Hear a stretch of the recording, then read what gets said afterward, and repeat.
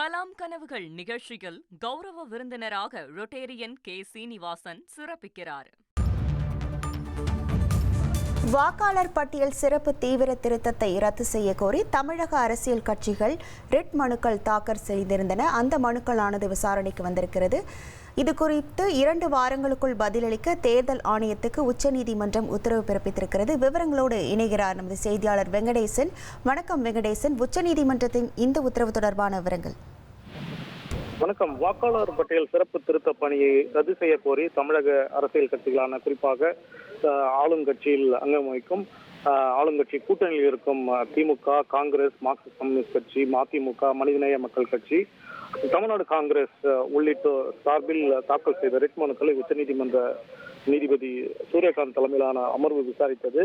இந்த ரிட் மனுக்களுக்கு 2 வாரங்களுக்குள் பதிலளிக்க உத்தரவிட்டு விசாரணையை தற்போது நவம்பர் 26ஆம் தேதிக்கு தள்ளி வைத்துள்ளது.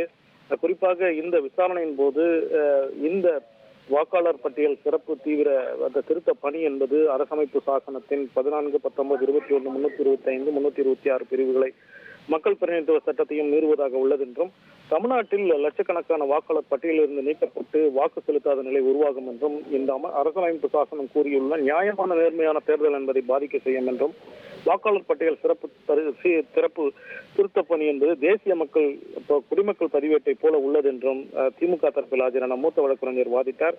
எனவே இந்த வாக்காளர் பட்டியல் சிறப்பு திருத்தம் குறித்த தேர்தல் ஆணையத்தின் கடந்த 27ஆம் தேதி வெளியிட்ட அறிவிக்கைக்கு ரத்து செய்ய வேண்டும் என்றும் வாதிட்டார். இந்நிலையில் இதற்கு தேர்தல் ஆணையம் கடும் ஆட்சேபம் தெரிவித்தது. ஒவ்வொரு மாநிலமும் இந்த விவகாரத்தில் பின்னடைந்த மாநிலமாக காட்டிக்கொள்ள முற்படுகிறது என்றும் வாதிட்டது.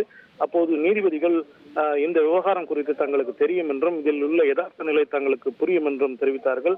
மேலும் இந்த தேர்தல் ஆணையம் அதன் கடமையை செய்வதை நாங்கள் புரிந்து கொள்கிறோம் என்ற ஒரு கருத்தையும் தெரிவித்தார்கள்.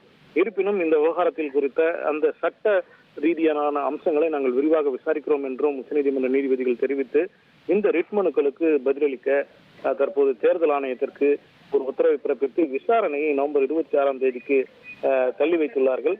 இந்நிலையில்தான் இதனிடையே இந்த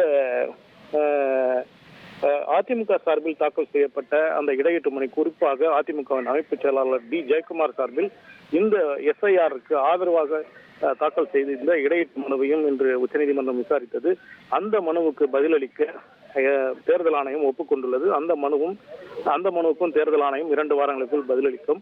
மொத்தத்தில் தமிழகத்தில் உள்ள முக்கிய அரசியல் கட்சிகள் தற்போது உச்சநீதிமன்றத்தை நாடி இந்த எஸ்ஐஆர் விவகாரத்தை முன்னெடுத்து வருகின்றன. இதில் 2 வாரங்கள் கழித்து உச்சநீதிமன்றம் இதற்கு தடை விதிக்குமா அல்லது பீகார் போல தொடர்ந்து எஸ்ஐஆரை நடத்த அனுமதிக்குமா என்பதை நாம் பொறுத்திருந்தான் பார்க்க வேண்டும்.